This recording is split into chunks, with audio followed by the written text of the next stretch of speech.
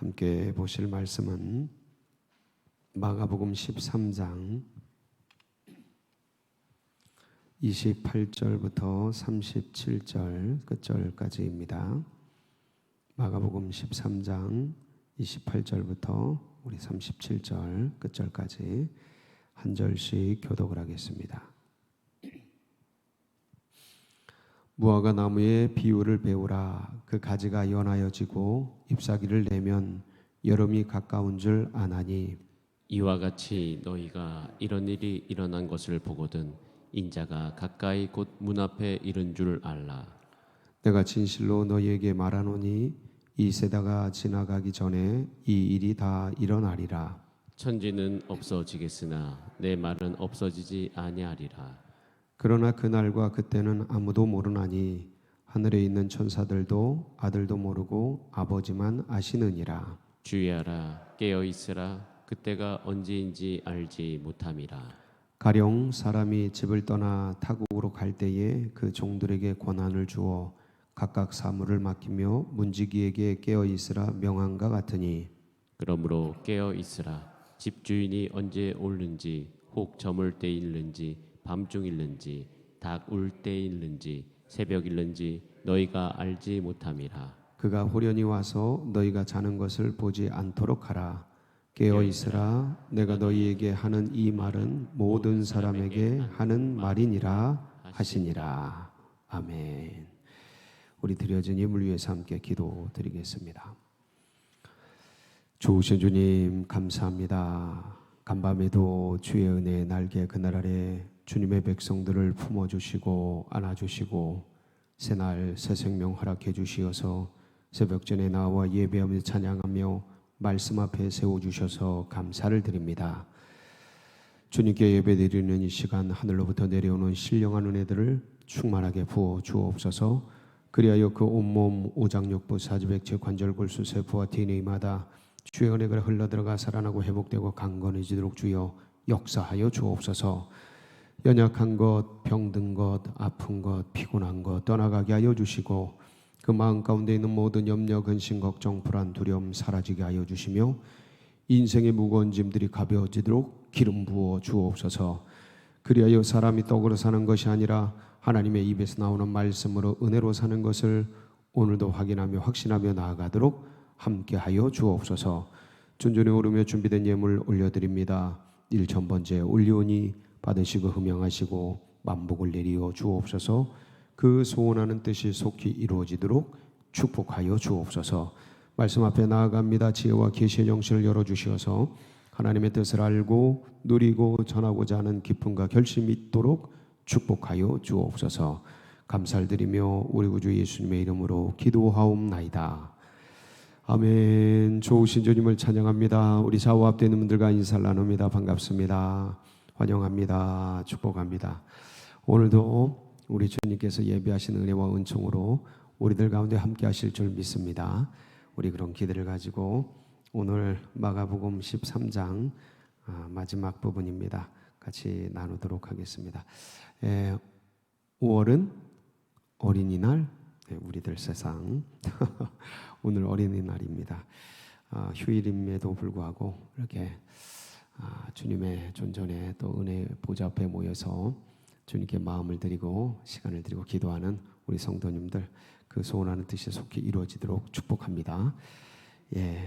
어린이들에게 가장 필요한 게 뭘까? 아침에 눈 뜨면서 말씀을 준비하면서 그런 생각을 해봤습니다. 어린이들에게 제일 좋은 선물이 뭘까? 놀이동산도 좋을 것 같고 맛있는 선물도 좋을 것 같고 큼직한 용돈도 좋을 것 같고 다 좋을 것 같은데 뭐가 제일 좋을까? 사랑이다 그런 생각했습니다. 애들에게 제일 좋은 선물은 뭐라고요? 사랑이다. 부모에게 제일 좋은 선물은 용돈? 사랑이다. 그냥 따뜻한 마음, 사랑 이런 거죠. 그래서 오늘 마지막 제목이 그날이 가까움을 볼수록인데 이제 인자가 가까이 왔다. 문 앞에 이르렀다. 종말에 대한 말씀입니다. 어제도 그런 얘기를 했습니다. 인류의 종말, 그런 큰 담론 그런 거 차치하고라도 우리 개인이 언제 어떻게 될지 모르는 늘 종말 앞에서 그렇게 살아가고 있다.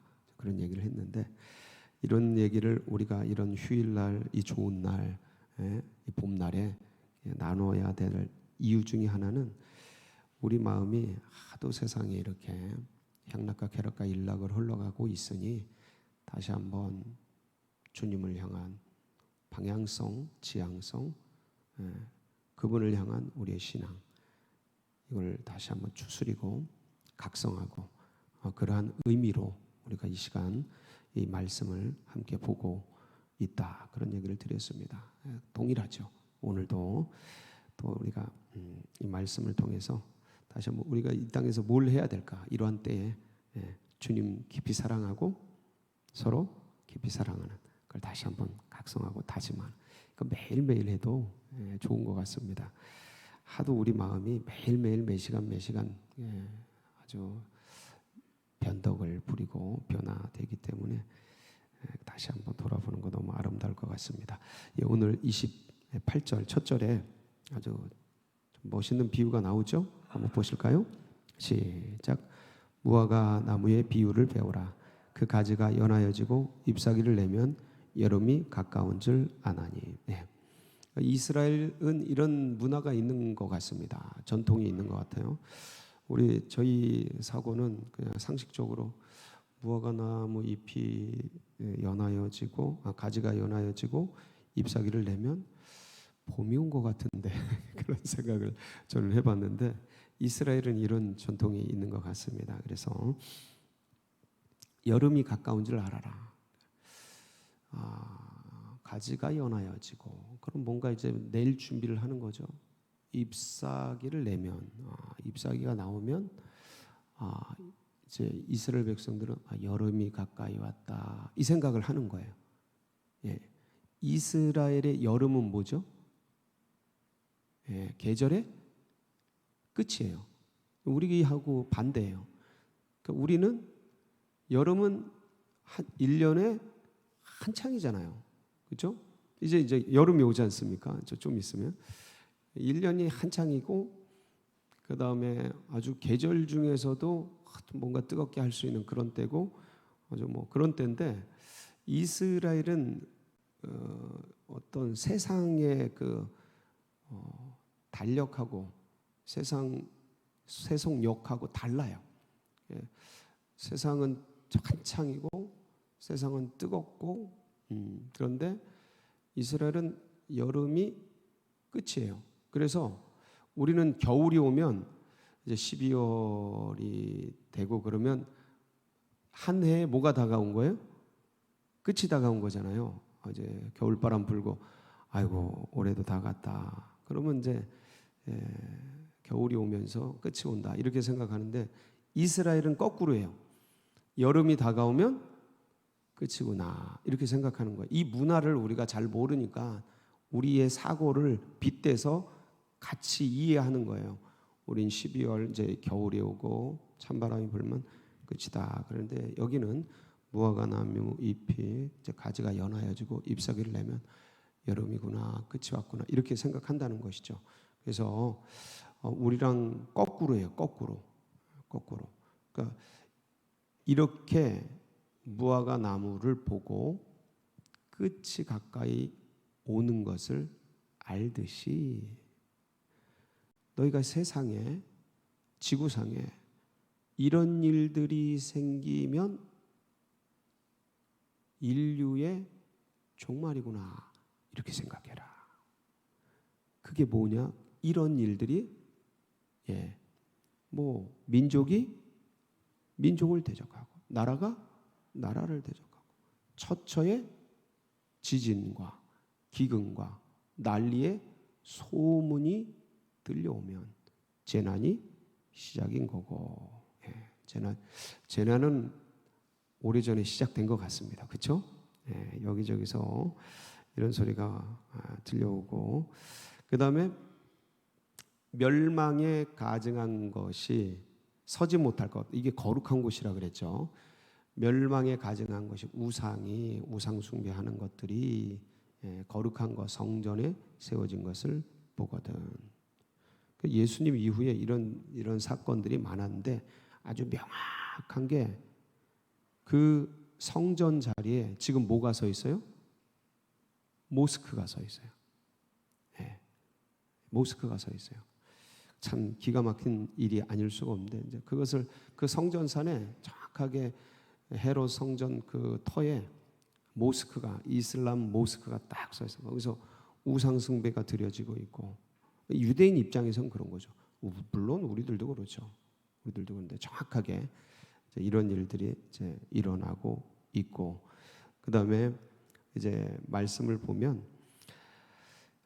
오늘 이제 마가복음 14장 24절 25절에 보면 이제 그런 내용들이 있어요. 어떤 내용들이냐면 그때에 그 환난 후 해가 어두워지며 달이 빛을 내지 아니하며 별들이 하늘에서 떨어지며 하늘에 있는 권능들이 흔들리리라. 그때에 그러면 인자가 구름을 타고 큰 권능과 영광으로 오는 것을 사람들이 보리라. 자, 그때 그 환난 후 뭐가 어두워져요? 해가 어두워지고 달이 빛을 내지 아니하며 그러니까 별들이 하늘에서 떨어지고 하늘에 있는 권능들이 흔들리. 이게 뭐예요? 천체가 변화되는 거예요. 어떤 이상 징후를 보이는 거예요. 근데 이 천체의 변화는 인간이 어떻게 할 수 있는 일이 아니에요. 뭐 딴 것들은 사람들이 조금 뭐 좀 늦출 수도 있고 뭐 할 수도 있는데 이거는 개념이 달라요. 지구는 우주에서 보기엔 그 우주의 별들이 얼마나 많은지 지구상에 있는 모래알보다 더 많아요. 해변가에 가면 모래가 쫙 많잖아요. 이제 이런 생각 나겠네요. 예? 요번에 이제 여름에 해변가 딱 가면 이렇게 모래가 많은데 이 모래보다 뭐가 더 많다고요? 우주에 별이 더 많아요. 별이 더 많은데 이 천체가 변화돼 버리는 거예요. 그러니까 그 변화되면서 이상 징후를 달과 이 지구가 느끼는 거죠. 그러면서 우리들에게 그게 뭐로 다가와요? 기후 이변으로, 기상 이변으로 다가오는 거예요. 지금 보이잖아요. 느껴지시죠? 이건 막을 수가 없어요. 늦출 수가 없어요. 왜냐하면 지구가 이미 어떤 한도를 초과해서 이 가속도가 붙어서 이거를 멈출 수가 없다고 합니다. 다들 그래요. 뭐 전기차가 나오고 뭐가 나오는데 그런 거는 다 멈출 수 없고 늦출 수가 없는 그런 상황이다. 그래서 이제 이런 일들이 이제 처처에 보이고 있는데 그러면 뭐 한다고요? 오늘 29절 한번 보시겠습니다. 이게 같은 반복이에요. 28절 무화과 비유도 같은 내용이고 29절도 똑같은 내용이에요. 시작. 이와 같이 너희가 이런 일이 일어나는 것을 보거든 인자가 가까이 곧 문 앞에 이른 줄 알라. 지금 같은 얘기를 계속 연거푸 하시는 겁니다. 그래서 계속 반복 하시는 거예요. 그만큼 중요한 일이죠. 강조하시고 계신 거예요. 30절 내가 진실로 너희에게 말하노니 이 세대가 지나가기 전에 이 일이 다 일어나리라. 이 종말의 세대입니다. 이거는 종말의 세대, 마지막 세대, 마지막 때죠. 그래서 31절 천지는 없어지겠으나 내 말은 없어지지. 이거 지금 이 말씀 하시는 건 뭐예요? 31절 하시는 말씀 이 말 뜻은 뭐예요? 반드시 일어난다. 굉장히 강조하는 거예요. 지금 반복 그리고 또 도장 찍고 사인하고 인치고 그렇습니다. 자, 그런데 그날은 32절 시작. 그러나 그날과 그때는 아무도 모르나니 하늘에 있는 천사들도 아들도 모르고 아버지만 아시느니라. 자, 그 날짜는 아무도 몰라요. 그 날짜는. 근데 그 날이 오고 있는 징조는 누구나 다 알아요. 다 알아. 근데 아는 사람들은 준비를 하는데 알지만 왜 있잖아요. 자, 이런 비유가 될란가 모르겠는데 개인적인 종말이 있는 것들 알면서도 술 마시고 노래하고 춤을 추면서 인생을 탕진하며 가지 않습니까? 대부분 자기 배를 위해서, 자기 삶을 위해 살아가잖아요. 종말이 오고 있는데 개인적인 종말 똑같아. 우주적 종말을 보면서도 애써 외면한 채 술 마시고 노래하고 춤을 추고 그냥 노는 거죠. 자기 생을 가는 거예요. 인간의 길을 가는 거예요. 하나님의 이 어미하신 소리들인데, 말씀들인데, 부르는 소리인데 전부 외면하면서 이제 그 날들을 가는 거예요. 근데 징조는 다 알아요. 그러나 그 날은 아무도 몰라요. 며느리도 몰라요. 왜 그렇게 하셨을까요? 그 날들은 왜 감췄을까요? 그 날의 명시를 왜 하지 않았을까요? 그러면 실컷 놀다가 그 전날 회개하고 뭐 그렇게 하는 게 인간인 걸 주님은 다 아셔요. 다 아십니다. 왜 그러잖아요. 사람들이 다 그렇잖아요. 너도 그렇고 나도 그렇고. 그래서 주님은 뭐 하기 위해서 날을 감췄냐면 33절입니다. 시작. 주의하라, 깨어 있으라, 그때가 언제인지 알지 못함이라. 그러면서 이제 타국에 가는 종에게 일을 맡긴, 사물을 맡긴 이 비유를 얘기하고 있습니다. 주인이 언제 올지 모르니까 온다고 말하셨지 어느 날짜를 정하지 않고 가셨어요. 그러면서 우리들이 어떻게 하기를 바라는지 깨어서 열심히 맡겨주신 사명을 감당하도록. 그래서 사랑하는 성도 여러분, 오늘 어린이날 휴일에 우리가 새벽을 깨우며 주님 앞에 나왔는데 오늘도 다시 주님께서는 그런 얘기를 하셔요. 내가 문 앞에 가까이 와 있다. 그래서 그러면 하나 고민을 하면서 여쭙겠습니다. 내일 내가 이 세상을 떠난다면, 그러니까 지구가 종말을 하든 내가 개인적 종말을 맞든 내일 이 세상을 떠난다면 나는 오늘 무엇을 할까? 사과나무 심는 거 말고요. 그건 그분이 하셨고 나는 오늘 무엇을 할까? 요거예요. 요거. 그러니까 산속으로 들어가고 뭐 하고 그게 아니고 주님은 뭐 하길 원하시는 거예요? 지금 있는 세계, 생애, 지금 있는 삶, 주어진 사명, 그거를 다 각성한 채, 깨달은 채 더 열심히 하는 것을 원하시는 거예요. 자, 그 열심히 하는 게 뭘까? 각자의 사명이 다 달려있지만, 다 다르지만 그런 생각을 해봤어요. 예수님이 마지막에 남기신 게 뭘까? 여러분, 예수님께서 이 모든 성경의 가장 중요한 첫 계명, 가장 큰 계명, 그걸 뭐라 그러셨죠? 하나님을 사랑하고 이웃을 내 몸과 같이 사랑하라. 그래서 새로운 계명을 주셨어요. 새로운 계명. 그게 뭐죠? 새로운 계명을, 새 계명을 너희에게 주노니 서로 사랑하라. 그러시구나. 사도 바울이 산을 옮길 만한 믿음이 있고 천사의 말을 해도 사랑이 뭐가 없으면요? 믿음, 소망, 사랑, 이것은 항상 있을 거죠. 그 중에 제일은 사랑해라. 사랑해라. 사랑해라. 그럼 베드로는요? 베드로전서 4장 7절 8절 거기 한번 보실까요? 베드로전서 시작. 만물의 마지막이 가까이 왔으니 그러므로 너희는 정신을 차리고 근신하여 기도하라. 무엇보다 뜨겁게 서로 사랑할지니 사랑은 허다한 죄를 덮느니라. 뭐 하라? 기도하라? 사랑하라. 이게 베드로의 유언입니다. 기도하라? 사랑하라. 마지막이 가까이 왔다. 예수님이 가장 사랑했던 사도 요한은요.